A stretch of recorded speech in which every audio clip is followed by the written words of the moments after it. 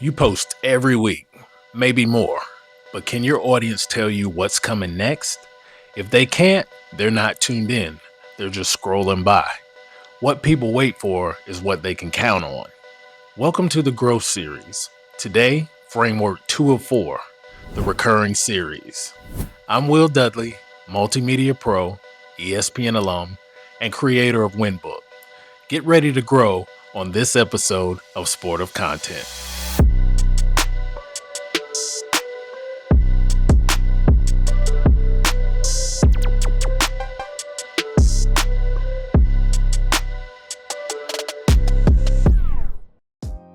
Before we get into it, look at what we're building. This is the Phase 2 content engine. 4 frameworks. Last episode, we locked in the first one, the content stack. That's how one moment becomes a week of content. That's your volume. Today, we add the piece that turns that volume into something people come back for, the recurring series. Here's where most operations get stuck. They post, a lot sometimes, but it's reactive. Whatever feels right that day. That's a feed, it's not a series. And people don't come back for a feed. They come back for what they can count on. Give them something they can predict and you stop chasing attention. You start earning it on a schedule. Think about the shows you actually follow. You know the day they drop. You plan around them. That's not luck. That's a format on a schedule. Your content can work the exact same way. So what makes something a recurring series? 3 things up front. It's named, it's formatted, and it runs on a schedule people can set their clock to. Think Film Room Friday, Student Athlete of the Week. The name tells them what it is. The format stays the same every time, and it shows up when they expect it. But a name and a format don't make it real. 4 things do. A defined format. The same shape every single time. A defined schedule. The same day, the same rhythm. Defined production steps, so anyone on your team can make it, not just you. And a defined owner. One person responsible for getting it out the door. The last one gets skipped the most, and it's the one that kills series. Content that's everyone's job is nobody's job. Name the owner and it ships. Leave it open and it quietly disappears. Miss one of those 4 and it's not a series. It's a good intention. Lock all 4 and it runs. And here's what makes it worth the effort. It compounds. Week 1, a few people notice. Week 6, they're looking for it. Week 12, they notice if it didn't show up. That's the habit you're building. And habits equal what? I've said it before. Habits equal loyalty. Full operation isn't running one of these.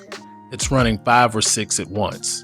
Each one a different reason for a different part of your audience to keep showing up. Fans tune in for it. Athletes look forward to being featured in it. And brands notice the operation that shows up the same way every week without fail. So let's build a recurring series. It's not complicated. Say you run an athletic department. The format's a weekly numbers breakdown. Let's call it Behind the Numbers. It runs every Wednesday. The steps stay simple, so anyone on the team can make it. And one person owns getting it out the door. That's it. Not a someday idea anymore. It's a series with a heartbeat.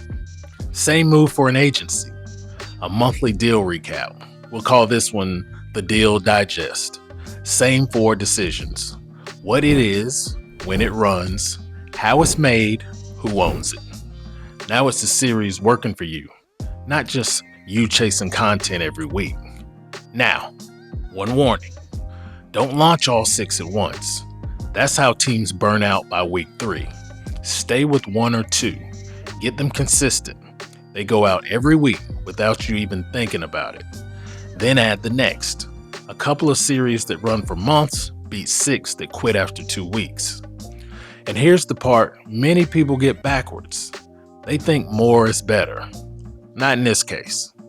A few series that always show up beat a flood of posts that disappear. Consistency is the edge. 6 that never miss outwork 12 that fizzle. Remember that. These aren't carved in stone either. When a series stops landing, the engagement slips. It starts to feel stale. You don't just grind that out. You retire it and launch a new one. Different format, fresh angle, same rhythm. The system stays alive. And this is where AI keeps you consistent without burning you out. Once the format's defined, AI drafts the next one fast on the structure you already built. But the rule holds, and I say this time and time again. Structure before prompt. The series is the structure, AI drafts, you decide. And no draft posts itself until a person signs off. It has to be that way. So that's the recurring series. The stack gave you volume, this gives you loyalty. An audience that shows up on purpose because they know what's coming. But volume and loyalty still need direction. Where's all this content pointing? Well, that's the next piece, the 90-day arc. The story you're telling across a whole season, not just a week. That's where we go next on the next episode of Sportive Content. So here's the thing. I've said it before. Content is a sport. You don't win it on one viral hit. You win it by showing up the same way week after week until your audience starts showing up for you. So if this gave you something you can run with, by all means, subscribe to Sportive Content because the next framework builds right on this one. Hit like so it reaches the next operation still stuck posting at random. And drop a comment. Tell me the one series you're going to launch first. I'd love to see your ideas. And if the growth series is new to you, don't jump in halfway. I really got your back. Go back to the first episode where I laid out the whole Phase 2 engine, all 4 frameworks, so you can see the full machine. Then watch the content stack, framework number 1, where one moment becomes a week of content. It's really important. Get those 2 down, and everything here lands. I have both of them on the screen right now. Once again, I'm Will Dudley. This is Sportive Content. Remember, trust the process and let's get the dub.